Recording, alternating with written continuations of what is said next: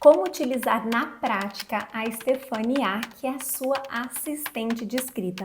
Lembrando que ela é uma agente de IA que foi treinada pela minha equipe para ter a minha metodologia, a minha experiência e poder te acompanhar em toda a produção do seu livro. Então, bora lá como é que você vai usar na prática. Primeiro de tudo, você precisa encontrar dentro do seu e-mail o e-mail da Kiwify, ok? Então, quando você encontrar o e-mail da Kiwify, você vai clicar nele. Então, aqui, ó, Kiwify, acesse o seu produto, Stephanie A. Se você já tiver um cadastro, ele vai entrar direto. Se não, talvez ele peça para você fazer um cadastro na Kiwify. Dentro do e-mail, a gente recebe esse botão verde bem grande, acessar o meu produto.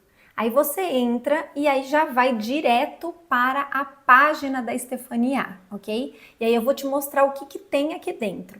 É interessante você entender que a gente tem um bônus, né, que é o alicerce do seu livro, é um material de apoio, e é interessante por quê? Porque eu fiz um guia prático aqui para você. E aí você vai rolar essa página do alicerce do seu livro e você vai ter lá embaixo o anexo, tá? Roteiro do alicerce do seu livro. Você vai abrir o roteiro, você vai baixar o roteiro para que você possa ter esse material durante todo o percurso que você tiver.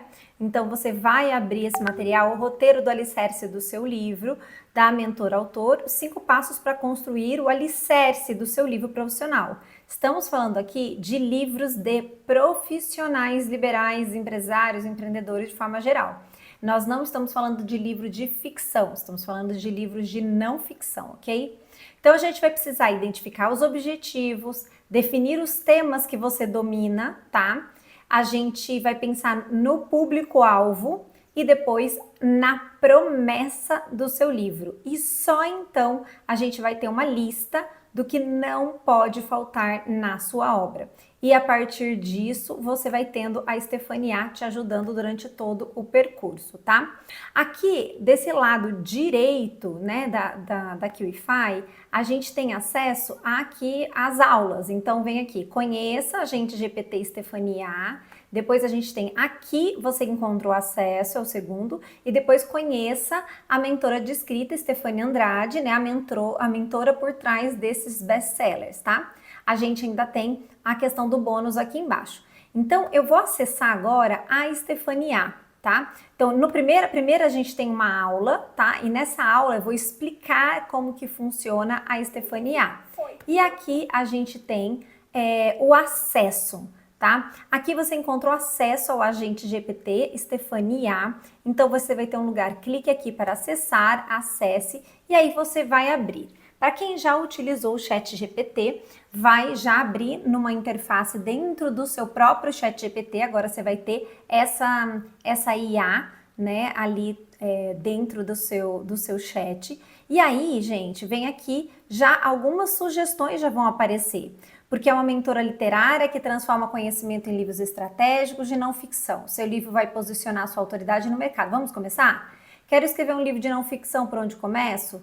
Tenho uma ideia de livro, mas está vaga, pode me ajudar? Preciso estruturar os capítulos do meu livro. Então, já aparecem aqui algumas coisas. Eu vou começar como uma nutricionista. Então, ó, sou nutricionista e não sei por onde começar meu livro. Mandei aqui. Ótimo, então vamos começar exatamente do jeito que fazemos na mentoria, do zero, mas com direção. O livro precisa começar não pela escrita, mas pela clareza. Etapa 1, diagnóstico inicial. Quero entender quem é você como nutricionista e como pensadora. Só responda com honestidade. Sua história com a nutrição, o que te fez escolher a nutrição? Então, vou responder aqui. Escolhi nutrição porque fui uma criança gordinha e na adolescência tive a ajuda de uma nutricionista. Então, vamos responder isso por enquanto, vamos ver o que já vai aparecer. Tá, seu livro pode nascer exatamente da sua própria história, ó. Você escolheu nutrição não por moda, mas porque viveu na pele, isso é ouro narrativo. Provocar um pouco, né? Você foi uma criança gordinha? Teve ajuda de uma nutricionista. Hoje trabalha com crianças e adolescentes acima do peso. Tem um ciclo completo aqui. Você foi a paciente, hoje é a profissional. Tá. Me conte 3 coisas. Como você se sentia como criança gordinha? Vou responder aqui. Eu passei a reparar nisso por volta dos 10 anos e com comentários na escola e também me comparando com minhas amigas. Gente, tudo isso é fake, tá? Então eu tô colocando como se eu fosse uma nutricionista que tivesse passado por isso. E não, eu mesma, Estefânia, não fui uma criança gordinha. Quando entrei no sexto ano, tudo piorou, pois me achava feia e os meninos não se interessavam por mim, tá? Aos 14 anos, a Nutri, que me ajudou, me explicou como comer de forma correta, sem passar fome. Emagreci nas férias e já voltei diferente. Aos poucos, fui perdendo peso e ganhando autoestima. E hoje é exatamente esse o meu papel no consultório. Mas gostaria de ajudar as famílias a evitarem esse quadro. O livro poderia ser algo como, você é responsável pelo que seu filho come e não come, e também por sua autoestima. Gente, estou aqui viajando, estou conversando o que está passando pela minha cabeça enquanto nutricionista. Essa semente do seu livro já apareceu, porque você diz que tem uma dor real, uma missão, um público-alvo. Então, que já temos, né? A dor real, tudo que eu já vivi, o ponto de virada, comer bem sem passar fome. Sua missão hoje, né? Que é evitar que as crianças cheguem nesse ponto. Então, o seu livro não é sobre tratar a obesidade infantil, é sobre prevenir sofrimento emocional ligado à alimentação. Isso mesmo. Isso mesmo, Estefania, tá me entendendo muito bem. O objetivo do livro, né? Vamos transformar sua intervenção em algo estratégico. Livro para os pais, tema de educação alimentar para formar hábitos saudáveis. O desenvolvimento emocional, livro de prevenção. Eu acho que caminho 1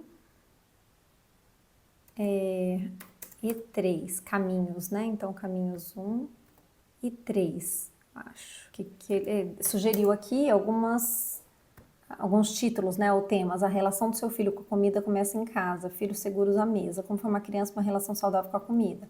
Antes da dieta, que toda família precisa ensinar sobre comida. Não quero que seja acusatório, mas quero revelar informações que a maioria das pessoas ignora. Por exemplo, o impacto do açúcar em excesso na infância, ou as lancheiras cheias de veneno, como bisnaguinhas, sucos de caixinha, bolacha recheada. Precisa escolher o público-alvo, se eu estou falando de crianças pequenas, pré-adolescentes, adolescentes ou famílias que já enfrentaram o sobrepeso.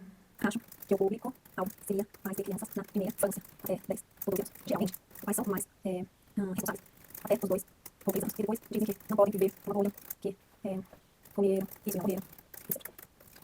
Você não sabe o que os ultraprocessados fazem no organismo em força. Pergunta mais importante de todas. Se você pudesse evitar uma dor que viveu na infância, qual seria? Sentir vergonha, eu acho. Uma dor que gostaria de evitar. Criança com vergonha de seu corpo. Isso é comum na adolescência. Na infância, nunca deveria ser uma preocupação. Seu livro agora ganhou alma. Você saiu de uma ideia genérica e revelou uma causa. Organizar o que você trouxe, porque aqui está nascendo a bandeira do seu livro. Olha lá, o público-alvo está definido. Pais de crianças de 2 a 12 anos, principalmente aqueles que querem cuidar da alimentação dos filhos, estão confusos ou permissivos com ultraprocessados, acreditam que um pouco não faz mal, não percebem impacto no corpo e na autoestima. Você está escrevendo para pais comuns, tentando fazer o melhor. Tema e promessa do livro. Tema central, como a alimentação na infância molda a saúde, comportamento e autoestima. Perfeito, Estefania, é isso. É isso que a gente precisa, tá? Olha lá, a gente já estabeleceu o tema central, é isso. Agora vem a promessa, aquilo que vai fazer alguém comprar o livro. Uma possível promessa. Mostrar aos pais como escolhas alimentares na infância podem proteger a saúde e a autoestima dos filhos antes que o problema apareça. Perfeito! O que eu quero revelar, que é algo que muita gente ignora, excesso de açúcar, ultraprocessados, lancheiras cheias de produtos industriais. impacto no organismo e formação. E um ponto poderoso, criança não deveria sentir vergonha do próprio corpo. Isso é fortíssimo, e é mesmo, né? Então agora, enquanto educadora que trabalhou 17 anos na sala de aula, eu posso dizer que isso não é normal, não deveria ser, tá? Então assim, na adolescência já, assim, é o mais comum, mas aí a gente tem que ver o grau e etc, e também proteger essa criança. Mas uma criança que tem menos de 10 anos e que tem vergonha do seu próprio corpo, isso está completamente fora daquilo que se espera dela. Ou seja, alguma coisa aconteceu na vida dela, por exemplo, os maus hábitos alimentares que fez com que ela fosse gordinha e fizesse com que ela se sentisse comparada ou ouvisse comentários e ela tivesse a sua autoestima abalada de forma tão precoce, tá? Etapa 5, seu diferencial. Foi criança com sobrepeso, foi paciente de nutricionista e é nutricionista de crianças. Tem os dois lados da mesa. Etapa 6, a estrutura inicial do livro. Vamos pensar. Vou te mostrar um possível mapa inicial, parte 1, o que está acontecendo com nossas crianças. Porque cada vez mais crianças estão acima do peso. Cultura dos ultraprocessados. O mito do eu comia isso e estou bem. Parte 2, o organismo infantil não é adulto pequeno, né? Então, o impacto do açúcar, do ultraprocessado, o metabolismo. Parte 3, a relação emocional com a comida. Parte 4, o papel real dos pais. Parte 5, como criar crianças com relação saudável com a comida. Isso é muito importante, isso é muito forte, né? A questão do exemplo e tudo mais. Etapa 7, título e subtítulo. Agora vamos brincar com ideias. Seu instinto inicial é forte, mas vamos refiná-lo. Possibilidades. A infância não deveria pesar. Nossa, adorei isso. Stefania, muito bom. A infância não deveria pesar. Como proteger a saúde e a autoestima do seu filho através da alimentação? O que vai na lancheira vai para a vida. O impacto da alimentação infantil no corpo e na autoestima. Seu filho não precisa sofrer com o próprio corpo. O que os pais precisam saber sobre a alimentação na infância. Relação do seu filho com a comida começa em casa, que todo pai precisa saber antes de começar, do que o problema apareça. Agora vem minha provocação final e a mais importante, da Stefania neste momento. Se o seu livro pudesse virar uma frase que todos os pais repetissem, qual seria? Algo como: o que você coloca no prato do seu filho hoje constrói o corpo que ele terá amanhã. A lancheira de hoje molda a saúde de amanhã. Comida é informação para o corpo. Eu acho que seria mais essa primeira frase, mas um pouco diferente, tá? Algo como: os hábitos alimentares da família hoje constroem, né, são os hábitos, constroem o corpo do seu filho terá amanhã. E sua relação com a autoestima. Acho que tem tudo a ver. Então, o que você coloca no seu prato e tal. Aqui tá perdendo uma avaliação do chat, não precisa fazer agora.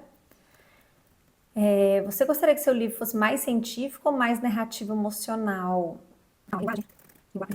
Quero que seja com base científica, com estudos concretos, mas com linguagem acessível.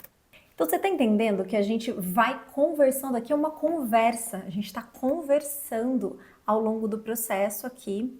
Eu estou mais ou menos 20 minutos conversando e a gente está organizando o alicerce desse livro. Então, o alicerce estratégico do seu livro, olha lá. Já tem um diagnóstico inicial, depois já tem o objetivo do livro, né? Tem dois objetivos: educar pais sobre o impacto real da alimentação infantil, prevenir sofrimento emocional futuro. Temos já o público-alvo, tema central: os hábitos alimentares da família moldam não apenas o corpo da criança, mas também sua relação com a comida e com o próprio corpo. Lembrando, nós estamos falando de tema e não título, tá? É isso mesmo.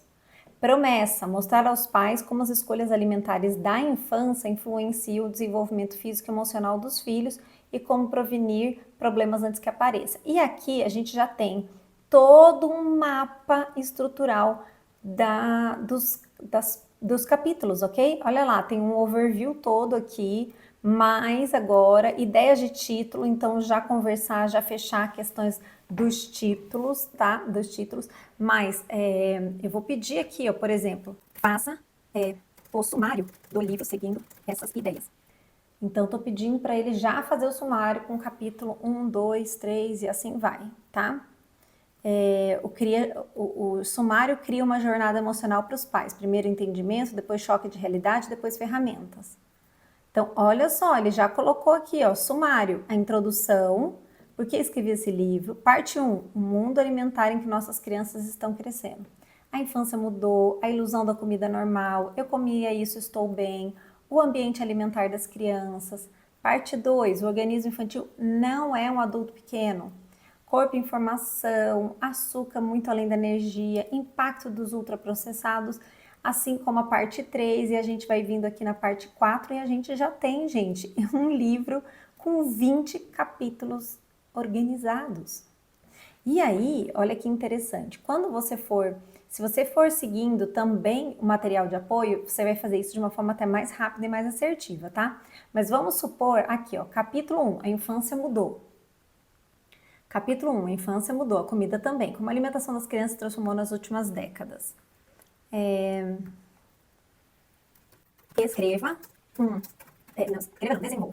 Desenvolva um texto base para o capítulo 1. E aí, olha só como é que é a mágica. Aí eu coloquei aqui para ele escrever, e aí eu agora estou sendo mais rápida porque quero te mostrar várias funções, mas você pode passar muito tempo ali conversando e primeiro refletindo sobre a questão dos objetivos do seu livro, sobre onde você quer chegar, você quer ser reconhecida como o quê, enfim, tudo isso antes de ir efetivamente para os conteúdos ou os títulos de cada um dos capítulos e tudo mais. Mas depois que você já estruturou tudo isso e você tem a lista dos assuntos que precisam ter em cada um desses capítulos, você pode pedir para ele fazer um texto base desse capítulo, ou seja, ele vai desenvolver um texto sobre aquele tema. E aí, em cima dele, você vai colocando as suas ideias, você vai corrigindo, e é muito importante que você entenda que eu sou muito a favor da inteligência artificial como a nossa ferramenta, como assistente, para agilizar o nosso processo, otimizar o nosso processo excelente. Mas não é para ela escrever para você sozinha. Ela até consegue, tá? Se você pedir para a Stephanie escrever o livro todo para você, você vai fazendo isso aos poucos, ela vai escrever o livro todo. Mas aí a gente tem problemas graves, porque primeiro, da onde ela tirou essas informações? Então, essas informações são compartilhadas com todas as pessoas que estão utilizando o ChatGPT e outras inteligências artificiais. Então, você entende que o conteúdo que você está colocando no mundo pode ser exatamente igual do que o que outra pessoa já colocou, ou está colocando, ou vai colocar? Então, essa é a primeira coisa, tá? Que é importante, né? Então, a gente precisa ter essa preocupação. Segunda coisa, quando você não coloca os seus exemplos, a sua linguagem, o seu vocabulário, o seu livro fica genérico. Fica como qualquer livro feito por qualquer pessoa ou qualquer inteligência artificial, porque hoje elas são capazes de escrever um livro sozinhas, tá? Agora, o que vai trazer autenticidade para o seu livro, o que vai trazer realmente a autoridade que você quer e a notoriedade que você pode ter com o seu livro é a sua experiência. Então, você utilizar a Stephanie para fazer um texto base, para sair da página em branco, para conseguir começar um capítulo, tá tudo bem. Vamos ver o que ela fez aqui, ó. Ela escreveu um texto básico para o capítulo 1, ó. A infância mudou e a comida também. Se voltarmos algumas décadas no tempo e observarmos a mesa de uma família comum, veremos algo muito diferente do que vemos hoje. E assim, ó, colocou tudo que ele escreveu, ó lá, ele escreveu tudo sobre o capítulo 1, um texto base, tá? Então, em cima disso, você pega isso aqui dentro do chat, dentro da Stephanie, copia e cola no seu Docs, no seu documento de texto. Então, você copia aqui, cola lá. Quando você cola lá, você trabalha em cima desse capítulo. Nossa, aqui serve, isso aqui não serve, nossa, aqui não tem nada a ver. Linguagem tá péssima, não é essa linguagem. Existe uma linguagem muito específica, né, de IA que hoje eu identifico com facilidade, né, porque muito cliente chega aqui com esse tipo de linguagem.